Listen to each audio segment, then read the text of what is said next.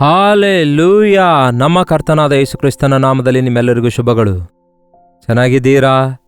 ಬೆಳಗಾಯ್ತು ಪ್ರಿಯರೇ, ಎದ್ದಿದ್ದೀರಾ? Good morning. ಎದ್ದೇಳಿ ಪ್ರಿಯರೇ, ದೇವರ ನಾಮವನ್ನು ಮಹಿಮೆ ಪಡಿಸುವುದಕ್ಕಾಗಿ, ಪ್ರಾರ್ಥಿಸುವುದಕ್ಕಾಗಿ ಇದು ಅನುಕೂಲವಾದ ಸಮಯ. ಈಗಾಗಲೇ ನೀವು ನಿದ್ದೆಯಿಂದ ಎದ್ದು ಸ್ತುತಿಸಿದ್ದೀರೆಂದು ನಂಬುತ್ತೇನೆ. ಕ್ಲುಪ್ತವಾಗಿ ಈ ಸಮಯದಲ್ಲಿ ದೇವರ ವಾಕ್ಯವನ್ನು ಧ್ಯಾನಿಸೋಣ ಬನ್ನಿ. ಪ್ರಾರ್ಥನೆ. ಪರಿಶುದ್ಧ ದೇವರೇ, ನಿಮಗೆ ವಂದನೆಗಳು. ಮತ್ತೊಂದು ದಿನ ನಮಗೆ ಕೊಟ್ಟಿದ್ದೀರಿ, ನಿಮ್ಮನ್ನು ಸ್ತುತಿಸುವ ಭಾಗ್ಯ ಕೊಟ್ಟಿದ್ದೀರಿ. ಸಜೀವವಾಗಿರುವ ನಾವೇ ತಾನೇ ನಿಮ್ಮನ್ನು ಸ್ತುತಿಸುವುದು, ಮೃತರು ನಿನ್ನನ್ನು ಸ್ತುತಿಸುವರೋ? ಹೌದು ದೇವರೇ, ಬದುಕಿರುವ ಕಾಲವೆಲ್ಲ ನನ್ನ ಪ್ರಾಣ ಇರುವವರೆಗೂ ನಿನ್ನನ್ನೇ ಸ್ತುತಿಸುವೆನೆಂದು ಕೀರ್ತನೆಗಾರನು ಹೇಳಿದ ಹಾಗೆ ಎಲ್ಲ ವೇಳೆಯಲ್ಲೂ ನಿಮ್ಮನ್ನು ಸ್ತುತಿಸುವಂತೆ ನಮ್ಮೆಲ್ಲರಿಗೂ ಸಹಾಯ ಮಾಡಿರೆಂದು ಕ್ರಿಸ್ತನ ನಾಮದಲ್ಲಿ ಬೇಡುತ್ತೇನೆ ತಂದೆಯೇ, ಆಮೆನ್. ಪ್ರಿಯರೇ, ಎಲ್ಲ ವೇಳೆಯಲ್ಲಿ ಹೇಗೆ ಸ್ತುತಿಸಲಾಗುತ್ತೆ? ಎಲ್ಲ ಸಮಯದಲ್ಲಿ ದೇವರನ್ನು ಹೇಗೆ ಸ್ತುತಿಸಲಾಗುತ್ತೆ? ಏನಂತೀರಿ? ನೀವೇನೇ ಅಂದರೂ ನನಗೆ ಕೇಳಿಸೋದಿಲ್ವಲ್ಲ? ಲೈವ್ ಚಾಟ್ನಲ್ಲಿ ಬಂದು ಟೈಪ್ ಮಾಡಿರಿ, ನೀವು ರೆಸ್ಪಾಂಡ್ ಮಾಡಿರಿ, ಎಲ್ಲಿಂದ ವೀಕ್ಷಿಸ್ತಾ ಇದ್ದೀರಿ ಎಂದು ತಿಳಿಯಪಡಿಸಿರಿ. ಎಷ್ಟೋ ಭಾರದಿಂದ ಈ ಅನುದಿನದ ಧ್ಯಾನವನ್ನು ಪ್ರತಿದಿನ ನಿಮ್ಮ ಮುಂದೆ ತರ್ತಿದ್ದೇನೆ. ಮೇಲಿಂದ ಮೇಲೆ ದೇವರ ಸನ್ನಿಧಿಯಲ್ಲಿ ಕಾದುಕೊಂಡು ಆತನು ಕೊಟ್ಟ ಸಂದೇಶಗಳನ್ನು ನಿಮಗೆ ಸಾರುತ್ತಾ ಇದ್ದೇನೆ. ನಿಮ್ಮಲ್ಲಿ ಅನೇಕರು ವೀಕ್ಷಿಸ್ತಾ ಇದ್ದೀರಿ ಎಂಬುದಾಗಿ ತಿಳಿಯಪಡಿಸುತ್ತಿರುವುದಕ್ಕಾಗಿ ದೇವರನ್ನೇ ಸ್ತುತಿಸ್ತೇನೆ. ನೀವು ಇದುವರೆಗೂ ಒಂದು ಸಾರಿ ಕೂಡ ತಿಳಿಯಪಡಿಸದೇ ಇದ್ದರೆ ಹಿಂದೆ ಒಂದು ವಾಟ್ಸಪ್ ಮೆಸೇಜ್ ಕಳಿಸಿ. ನೀವೆಲ್ಲಿಂದ ನೋಡ್ತಾ ಇದ್ದೀರಿ ಎಂದು ಕೂಡ ತಿಳಿಯಪಡಿಸಿರಿ. ಯಾಕೆಂದರೆ ನಿಮ್ಮನ್ನು ಮತ್ತಷ್ಟು ಹೆಚ್ಚು ಬಲಪಡಿಸಬೇಕೆಂದು, ಸಾಧ್ಯವಾದರೆ ನೀವಿದ್ದ ಸ್ಥಳಕ್ಕೆ ಗೆಟ್ಟುಗಿದರೆ ಇಡಬೇಕೆಂದು ಪ್ರಾರ್ಥಿಸ್ತಿದ್ದೇವೆ. ಹಾಗೆ ಇಡ್ತಾ ಇದ್ದೇವೆ. ವಾಕ್ಯದಿಂದ ಮೇಲುಗಳನ್ನು ಪಡೆದುಕೊಂಡವರಿಗೆ ನೇರವಾಗಿ ಭೇಟಿಯಾಗಿ ಅವರಿಗೆ ವಾಕ್ಯದಿಂದ ಬಲಪಡಿಸುವುದು ಎಷ್ಟು ದೊಡ್ಡ ಭಾಗ್ಯವೆಂಬುದು ನನ್ನ ಜೀವಿತದಲ್ಲಿ ಅದನ್ನು ನಾನು ಗುರುತಿಸುತ್ತಿದ್ದೇನೆ. ಅಷ್ಟಕ್ಕೂ ದೇವರ ಸೇವೆ ಮಾಡುವುದಂದ್ರೇ ದೊಡ್ಡ ಭಾಗ್ಯವಾಗಿದೆ. ಏನೋ ದುಡ್ಡು ಬರುತ್ತೆ, ಘನತೆ, ಹೆಸರು, ಪ್ರಖ್ಯಾತಿ ಬರುತ್ತೆ ಎನ್ನುವುದಕ್ಕಾಗಿ ಅಲ್ಲ. ನಮ್ಮನ್ನು ಪ್ರೀತಿಸಿ ನಮಗಾಗಿ ತನ್ನ ಪ್ರಾಣ ಕೊಟ್ಟಿರುವ ದೇವರ ಕುರಿತಾಗಿ ಪ್ರಕಟಿಸುವುದೇ ನಿಜವಾದ ಸೇವೆಯಾಗಿದೆ. ಯೇಸು ತೋರಿಸಿರುವ ಮಾದರಿಯನ್ನು, ಆತನ ಪ್ರೀತಿಯನ್ನು, ಯೇಸುವಿನ ಮುಖಾಂತರ ಉಂಟಾಗುವಂತಹ ಆ ರಕ್ಷಣೆಯ ಭಾಗ್ಯವನ್ನು ಆತನ ನಾಮ ಅರಿಯಲಾರದವರಿಗೆ ತಿಳಿಯಪಡಿಸುವುದು, ಆತನನ್ನು ಅರಿತು ಕೂಡ ಹಿಂಜರಿದಂಥವರನ್ನು, ಎಡವಿ ಬಿದ್ದಂಥವರನ್ನು, ದಾರಿ ತಪ್ಪಿ ಹೋದಂಥವರನ್ನು ಕರ್ತನಿಗಾಗಿ ತಿರುಗಿ ಸಂಪಾದಿಸುವಂಥದ್ದೇ ಈ ದಿನಗಳಲ್ಲಿ ಮುಖ್ಯವಾದ ಸೇವೆ ಎಂಬುದಾಗಿ ನಾನು ಪರಿಗಣಿಸುತ್ತೇನೆ. ಹೊಸಬರು ರಕ್ಷಿಸಲ್ಪಡಬೇಕು ಎನ್ನುವುದಕ್ಕಿಂತ ರಕ್ಷಿಸಲ್ಪಟ್ಟವರೇ ಕರ್ತನಿಗಾಗಿ ಜೀವಿಸುವಂತಹ, ಪರಿಪೂರ್ಣವಾಗಿ ದೇವರನ್ನು ಮಹಿಮೆಪಡಿಸುವಂಥವರಾಗಿರೋದಾದರೆ ಆ ಪ್ರಭಾವ ಅನೇಕರನ್ನು ಕ್ರಿಸ್ತನ ಕಡೆಗೆ ತಿರುಗಿಸುತ್ತದೆ ಎನ್ನುವಂಥದ್ದು ನಾವು ಗ್ರಹಿಸಬಲ್ಲೆವು. ನಿಮ್ಮಲ್ಲಿ ಕ್ರಿಸ್ತನನ್ನು ಇತರರು ನೋಡದಿದ್ದರೆ ನಿಮ್ಮ ಭಕ್ತಿಯೇ ವ್ಯರ್ಥ. ನಿಮ್ಮಲ್ಲಿ ವ್ಯತ್ಯಾಸ ಕಾಣಿಸದೇ ಇದ್ದರೆ ನೀವೊಬ್ಬ ಕ್ರೈಸ್ತರು ಯೇಸುವನ್ನು ನಂಬಿದ್ದೇನೆ ಎಂದು ಹೇಳುವುದರಿಂದ ವ್ಯರ್ಥ. ನೋಡೋಣ ಬನ್ನಿ. ಅಪೊಸ್ತಲರ ಕೃತ್ಯಗಳು 4ನೇ ಅಧ್ಯಾಯ 13ನೇ ವಚನ. ಅವರು ಅಂದರೆ ಅಲ್ಲಿರುವ ಅಧಿಕಾರಿಗಳು, ಹಿರಿಯರು, ಆ ಯೆರೂಸಲೇಮಿನಲ್ಲಿದ್ದಂಥವರು ಪೇತ್ರ ಯೋಹಾನರಲ್ಲಿದ್ದ ಧೈರ್ಯವನ್ನು ನೋಡಿದಾಗ ಅವರು ವಿದ್ಯೆ ಇಲ್ಲದಂತಹ ಗಲಿಲಾಯರು ಎಂದು ಗ್ರಹಿಸಿ ಆಶ್ಚರ್ಯಪಟ್ಟು, ಅವರು ಅಂದರೆ ಪ್ರಿಯರೇ ನೋಡಿ, ಪಬ್ಲಿಕ್, ಅವರ ಸುತ್ತಲಿರುವಂತಹ ಜನರು ಪೇತ್ರ ಯೋಹಾನರಲ್ಲಿ ಧೈರ್ಯವನ್ನು ನೋಡುತ್ತಾರೆ. ಅವರ ಧೈರ್ಯವನ್ನು ನೋಡುತ್ತಾರೆ. ಹೌದು, ನಿಮಗೆ ಧೈರ್ಯ ಇದೆಯಾ? ಯೇಸು ಕ್ರಿಸ್ತನು ನನ್ನ ರಕ್ಷಕನು ಎಂಬುದಾಗಿ ಬಹಿರಂಗವಾಗಿ ಸಾಕ್ಷಿ ಕೊಡಬಲ್ಲಂತಹ ಧೈರ್ಯ ನಿಮಗಿದೆಯಾ? ಅಷ್ಟಕ್ಕೂ ನಾನು ಕ್ರೈಸ್ತನೆಂದು ಹೇಳಿಕೊಳ್ಳುವುದಕ್ಕಾಗಿಯೇ ಯಾಕೆ ನಾಚಿಕೆ ಪಡುವವರಾಗಿರ್ತೀರಿ? ಏನೋ ಒಂದನ್ನು ಕಳೆದುಕೊಂಡಂತೆ ಕ್ರೈಸ್ತನಾಗಿದ್ದೇನೆ ಎಂದು ಕೀಳುಭಾವನೆಯಿಂದ ಗಾಬರಿಗೊಳ್ತಾ ಹೇಳುವುದೇನು? ಹೌದು, ಕ್ರಿಸ್ತನನ್ನು ಹಿಂಬಾಲಿಸುವಂಥವರೇ ಕ್ರೈಸ್ತರಾಗಿದ್ದಾರೆ. ಇದೊಂದು ಜಾತಿಯಲ್ಲ, ಕುಲವಲ್ಲ, ಮತವಲ್ಲ. ಕ್ರಿಸ್ತನ ಹೋಲಿಕೆಯಲ್ಲಿ ಜೀವಿಸುವಂಥವರೇ ಕ್ರೈಸ್ತರು. ಅದು ನಾವಿಟ್ಕೊಂಡ ಹೆಸರಲ್ಲ.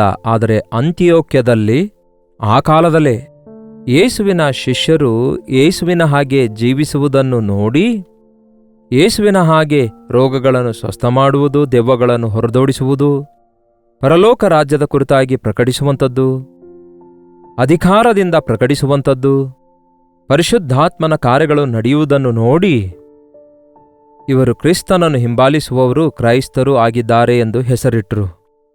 ಕ್ರೈಸ್ತರು ಅಂದರೆ ಕ್ರಿಸ್ತನ ಹೋಲಿಕೆಯ ಮೇರೆಗೆ ಜೀವಿಸುವವರು, ಕ್ರಿಸ್ತನ ಹೆಜ್ಜೆಯ ಜಾಡಿಯಲ್ಲಿ ನಡೆಯುವಂಥವರು. ಕ್ರಿಸ್ತನನ್ನು ಹೊಂದಿಕೊಂಡವರು ಎಂಬುದಾಗಿ ಅನೇಕ ರೀತಿಯಲ್ಲಿ ನಾವು ಅರ್ಥ ಕೊಡುತ್ತಾ ಹೇಳಬಹುದು. ನಿಮ್ಮೊಳಗೆ ಕ್ರಿಸ್ತನಿರುವುದಾದರೆ ನೀವು ಧೈರ್ಯವಾಗಿರ್ತೀರಿ, ಯಾಕೆಂದರೆ ನಿಮ್ಮೊಳಗಿರುವ ಆತನು ಲೋಕದಲ್ಲಿರುವ ಆತನಿಗಿಂತಲೂ ದೊಡ್ಡವನಾಗಿದ್ದಾನೆ.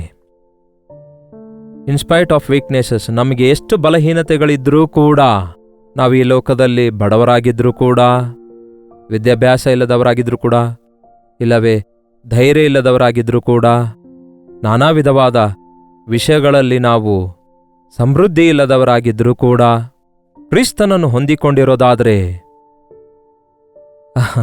ಇನ್ನು ಧೈರ್ಯವಿರುತ್ತದೆ. ಯಾಕೆಂದರೆ ದೇವರು ನಮಗೆ ಶಕ್ತಿಯನ್ನು, ಬಲವನ್ನು, ಇಂದ್ರಿಯ ನಿಗ್ರಹವುಳ್ಳಂತಹ ಆತ್ಮನನ್ನೇ ಕೊಟ್ಟಿದ್ದಾರೆ ಹೊರತು ಹೇಡಿತನದ ಆತ್ಮವಲ್ಲ. ಆದರೆ ಪಾಪಿ ಹೇಡಿಯಾಗಿರ್ತಾನೆ. ತಪ್ಪು ಮಾಡಿದವನು ನೋಡಿ ಭಯಪಡ್ತಲೇ ಇರ್ತಾನೆ, ಭಯದಿಂದಲೇ ಕೂಡಿರ್ತಾನೆ. ಆದರೆ ಕ್ರಿಸ್ತನನ್ನು ಹೊಂದಿಕೊಂಡವನು ಧೈರ್ಯದಿಂದಿರುತ್ತಾನೆ. ಅವರು ಪೇತ್ರ ಯೋಹಾನರಲ್ಲಿ ಧೈರ್ಯವನ್ನು ನೋಡಿದಾಗ ಇವರು ವಿದ್ಯೆ ಇಲ್ಲದಂತಹ ಬೆಸ್ತರರು ಎಂದು ಗ್ರಹಿಸಿ, ಬೆಸ್ತರರು ಅವರು ಸಾಮಾನ್ಯರು, ಅವರು ಕೇವಲ ಮೀನು ಹಿಡಿಯುವವರು, ಅವರು ಕೇವಲ ವೇಷಭಾಷೆ ಮಾತಾಡಿಕೊಳ್ಳುವಂಥವರು, ನಾಗರಿಕತೆ ಇಲ್ಲದವರು, ಆಫ್ಟರ್ ಆಲ್ ಮೀನು ಹಿಡಿಯುವವರಾಗಿದ್ರು. ಈ ಪೇತ್ರ ಯೋಹಾನರು ನಮ್ಮ ಪ್ರಾಂತ್ಯದಲ್ಲಿ ಮೀನು ಹಿಡಿಯುವವರಾಗಿದ್ರಲ್ಲವೇ? ಆ ಸಮುದ್ರದೊಳಗೆ ಹೋಗಿ ರಾತ್ರಿಯೆಲ್ಲ ಬೇಟೆಯಾಡಿ ಹೊಟ್ಟೆ ತುಂಬಿಸಿಕೊಳ್ಳುವವರಾಗಿದ್ರಲ್ಲ. ಇವರಿಗೆಲ್ಲಿಂದ ಬಂತು ಇಷ್ಟು ಧೈರ್ಯ? ಇವರಿಗೆಲ್ಲಿಂದ ಬಂತು ಇಷ್ಟೊಂದು ಅಧಿಕಾರ? ಇವರ ಮಾತಿನಲ್ಲಿ ಏನಿದು ಸ್ಪಷ್ಟತೆ? ಅವರ ನುಡಿಗಳಲ್ಲಿ ಎಷ್ಟು ಶಕ್ತಿಯಿದೆ ಎಂಬುದನ್ನು ನೋಡಿ ಸುತ್ತಲಿರುವವರು ಆಶ್ಚರ್ಯಪಟ್ರಂತೆ. ಬೆಸ್ತರರು ಎಂದು ನೋಡಿ ಆಶ್ಚರ್ಯಪಟ್ಟು, ಯಾವಾಗ ಓದಿಕೊಂಡ್ರಪ್ಪ ಇವರು? ಎಲ್ಲಿ ಟ್ರೈನಿಂಗ್ ಮಾಡಿದ್ರು? ಈ ದಿನಗಳಲ್ಲಿ ನೋಡಿ ಚೆನ್ನಾಗಿ ಮಾತಾಡಬೇಕಾದ್ರೆ ಸ್ಪೋಕನ್ ಇಂಗ್ಲಿಷ್ ಕ್ಲಾಸಸ್ಗೆ ಹೋಗುವವರಿದ್ದಾರೆ, ಭಾಷೆ ಕಲಿಯುವವರಿದ್ದಾರೆ, ಸಂಗೀತ ಕಲಿಯುವವರಿದ್ದಾರೆ, ಮ್ಯಾನರ್ಸ್ ಕಲಿತುಕೊಳ್ಳಬೇಕೆಂದು ಪ್ರಯತ್ನಿಸುವವರಿದ್ದಾರೆ, ಡ್ರೆಸ್ ಕೋಡ್ ಕಲಿತುಕೊಳ್ಳಬೇಕೆಂದು ಪ್ರಯತ್ನಿಸ್ತಾರೆ. ಹೀಗೆ ನಾನಾ ವಿಧವಾಗಿದೆ. ಇತರ ದೇಶಕ್ಕೆ ಹೋಗಬೇಕಾದ್ರೆ ಆ ಆಕ್ಸೆಂಟಲ್ಲಿ ಮಾತಾಡಬೇಕೆಂದು ಒಂದು ವಿಧವಾದ ಕೋರ್ಸನ್ನೇ ಮಾಡ್ತಾರೆ. ಮತ್ತೆ ಈ ಬೆಸ್ತರರು ಸಾಧಾರಣವಾಗಿ ಹಳ್ಳಿ ಭಾಷೆ ಮಾತಾಡುವಂತಹ ಸಾಮಾನ್ಯರು, ಇವರು ಎಷ್ಟೋ ಧೈರ್ಯವುಳ್ಳವರಾಗಿದ್ದಾರೆ. ಇವರ ವರ್ಡ್ಸ್, ಇವರ ವಾಕ್ಯದಲ್ಲಿ ಸ್ಪಷ್ಟತೆ ಇದೆ ಮತ್ತು ಶಕ್ತಿ ಕೂಡ ಇದೆ. ನಮ್ಮಲ್ಲಿರುವುದನ್ನು ಕೊಡುತ್ತೇವೆ, ನಜರೇತಿನ ಯೇಸು ಕ್ರಿಸ್ತನ ನಾಮದಲ್ಲಿ ಎದ್ದು ನಡೆ ಎಂದು ಹೇಳಿದರೆ ಯಾರೇ ಆಗಲಿ ಬೇಕಾದ್ರೆ ಕಿರ್ಚಾಡ್ಬೋದು. ಆದರೆ ಆ ಮಾತು ಕೇಳಿದ ಆ ಹುಟ್ಟುಕುಂಟನು ಎದ್ದೇಳುತ್ತಾನೆ, ಎದ್ದು ನಡೆಯುತ್ತಾನೆ. ಅದನ್ನು ನೋಡಿದ ಮನುಷ್ಯರಿಗೆ ಆಶ್ಚರ್ಯವೆನಿಸುತ್ತೆ. ಇವರು ಸಾಮಾನ್ಯರೇ ಅಲ್ಲವೇ? ಇವರಿಗೆ ಎಲ್ಲಿಂದ ಬಂತು ಈ ಬಲ? ಎಲ್ಲಿಂದ ಬಂತು ಈ ಜ್ಞಾನ? ಎಲ್ಲಿಂದ ಬಂತು ಇವರಿಗೆ ಈ ಅಧಿಕಾರ? ಎಲ್ಲಿಂದ ಬರುತ್ತೆ ಇವರಿಗೆ ಈ ಶಕ್ತಿ ಎಂಬುದಾಗಿ ಅವರು ತಮ್ಮಲ್ಲಿ ತಾವು ಪ್ರಶ್ನಿಸಿಕೊಂಡು ಅವರೇ ಅದಕ್ಕೆ ಉತ್ತರ ಕೊಡುವವರಾಗಿದ್ರಂತೆ. ಏನು ಹೇಳ್ತಾರೆಂದು ನೋಡಿ. ಇವರು ಯೇಸುವಿನ ಸಂಗಡ ಇದ್ದವರಾಗಿದ್ದರೆಂದು ಗುರುತಿಸಿದರು. ಓಹೋ, ಇವರು ಯೇಸುವಿನ ಸಂಗಡ ತಿರುಗಾಡಿದ್ರು, ಯೇಸು ಕ್ರಿಸ್ತನ ಸಂಗಡ ಇದ್ದವರು, ಇವರು ಕ್ರಿಸ್ತನನ್ನು ಹೊಂದಿಕೊಂಡವರು, ಇವರು ಕ್ರಿಸ್ತನ ಹಾಗೆ ಜೀವಿಸುವಂಥವರು.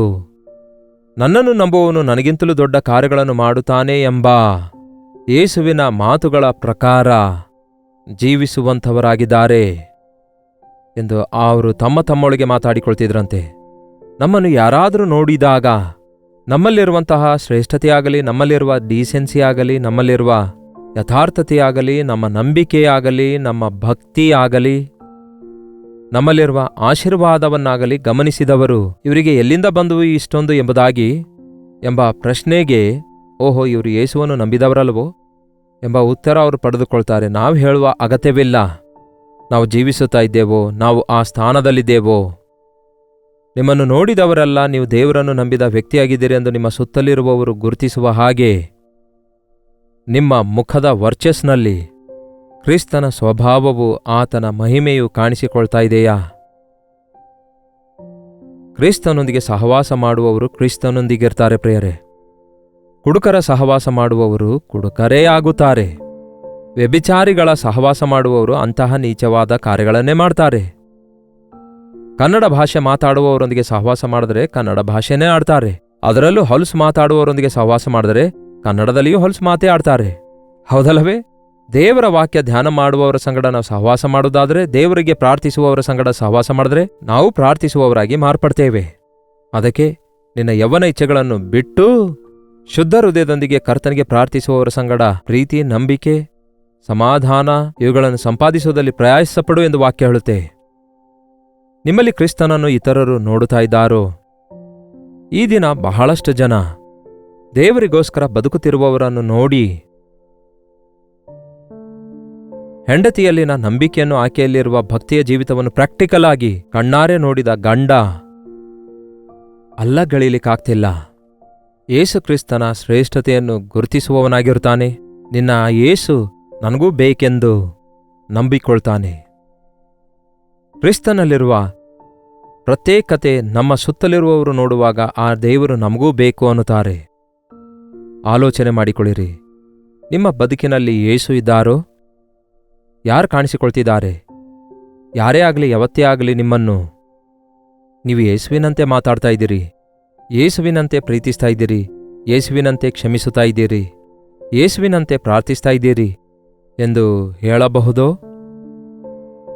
ಬಹಳಷ್ಟು ಸಾರಿ ಕೆಲವರು ನಮಗೆ ನೋಡಿ ಹೀಗೆ ಹೇಳ್ತಾರೆ, ದೆವ್ವದಂತೆ ಮಾತಾಡ್ತಾ ಇದ್ದಿ, ಸೈತಾನನಂತೆ ಮಾತಾಡ್ತಿದ್ದಿ, ಏನು ಹಿಡಿದಿದೆ ನಿನಗೆ? ಅಂದರೆ ನಮ್ಮ ಜೀವಿತದಲ್ಲಿ ಯಾರನ್ನು ನೋಡ್ತಿದ್ದಾರೆ? ಯೇಸುವನ್ನು ಅಲ್ವಲ್ಲ? ದೇವರ ವಾಕ್ಯ ಹೇಳುತ್ತೆ, ಅದೇನೆಂದರೆ, ನನ್ನ ನಿಮಿತ್ತ ದೇವರೇ ನಿಮ್ಮ ನಾಮಕ್ಕೆ ಯಾವತ್ತಿಗೂ ಅವಮಾನ ಆಗಬಾರದು ಎಂದು ದಾವೀದನು ಮಾಡಿದ ಪ್ರಾರ್ಥನೆ ಈ ದಿನ ನಾವೆಲ್ಲರೂ ಮಾಡಬೇಕು. ನಮ್ಮಲ್ಲಿಯೂ ಕ್ರಿಸ್ತನು ಕಾಣಿಸಬೇಕು, ಕ್ರಿಸ್ತನ ಸಾಕ್ಷಿಗಳಾಗಿ ಜೀವಿಸಬೇಕು. ಅದಕ್ಕೆ ದೊಡ್ಡದಾಗಿ ನಟಿಸುವ ಅವಶ್ಯಕತೆ ಇಲ್ಲ. Don't act. ವೇಷಧಾರಣೆ ಬೇಡ. It's a real. ನಿಮ್ಮ ಜೀವಿತದಲ್ಲಿ ಕ್ರಿಸ್ತನು ಕಾಣಿಸಬೇಕು. ಕ್ರಿಸ್ತನೊಂದಿಗೆ ನೀವು ಇದ್ದವರಾಗಿದ್ದಾರೆ ಎಂದು ಅವರು ಗುರುತಿಸಿದ್ರು. ಅಷ್ಟು ಮಾತ್ರವಲ್ಲ, ಸ್ವಸ್ಥನಾಗಿರುವ ಆ ಮನುಷ್ಯನು ಎದ್ದು ನಡೆದಾಡುವುದನ್ನು ನೋಡಿ ಇದೇನು ಎಂದು ತಿರುಗಿ ಮಾತಾಡ್ಲಿಕ್ಕಾಗಲಿಲ್ಲ. ನಾವೇ ನಮ್ಮ ಬಗ್ಗೆ ಬಡಾಯಿ ಕೊಚ್ಕೊಳ್ತೇವೆ. ಆದರೆ ದೇವರು ಮಾಡಿರುವ ಕಾರ್ಯವನ್ನು, ಇವರು ಮಾಡಿರುವ ಪ್ರಾರ್ಥನೆಯಿಂದ ಬಿಡುಗಡೆ ಹೊಂದಿರುವಂತಹ ಮನುಷ್ಯನನ್ನು ನೋಡಿದಾಗ ಏನಂತೆ? ನಜರೇತಿನ ಯೇಸುವಿನ ನಾಮದಲ್ಲಿ ಇವನಿಗೆ ಸ್ವಸ್ಥತೆಯಾಯಿತು ಎಂಬುದಾಗಿ ಹೇಳಿದಾಗ,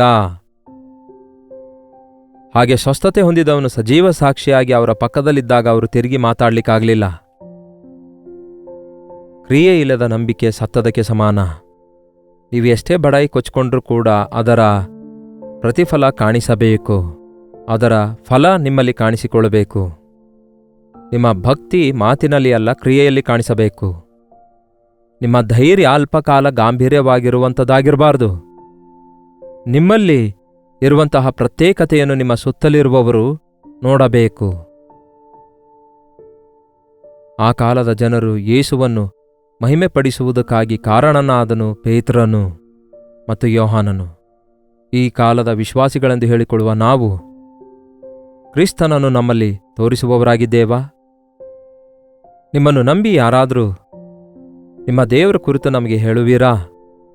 ನಿಮ್ಮ ದೇವರ ನಾಮದಲ್ಲಿ ನನಗಾಗಿ ಪ್ರಾರ್ಥಿಸುವಿರಾ ಎಂದು ಕೇಳುವಂತಹ ಪರಿಸ್ಥಿತಿಯಲ್ಲಿ ಇದ್ದೀರಾ? ಇಲ್ಲದಿದ್ದರೆ ನಿಮ್ಮ ಭಕ್ತಿ ಸರಿಯಿಲ್ಲ ಎಂದರ್ಥ.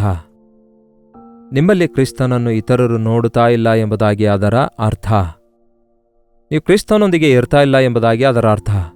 ಅಂದರೆ ಕ್ರಿಸ್ತನೊಂದಿಗಿರು ಅಂದರೆ ಕ್ರಿಸ್ತನಿಗೆಲ್ಲಿರುತ್ತಾನೆ ಎಂದು ನೀವು ಹೇಳ್ಬೋದೇನೋ? ಹೌದು, ಆತನ ವಾಕ್ಯ ನಮ್ಮ ಕೈಯಲ್ಲಿದೆ. ಆತನ ನಾಮದಲ್ಲಿ ಪ್ರಾರ್ಥಿಸಿದರೆ ಆತನೊಂದಿಗೆ ಸಹವಾಸ ಮಾಡುವ ಅನುಭವ ಇವಾಗಲೂ ಕೂಡ ನಾವು ಹೊಂದಿಕೊಳ್ಳಬಹುದು. ಪ್ರಾರ್ಥಿಸುವಂಥವರು ಕರ್ತನೊಂದಿಗೆ ಸಹವಾಸ ಮಾಡುವವರಾಗಿರ್ತಾರೆ.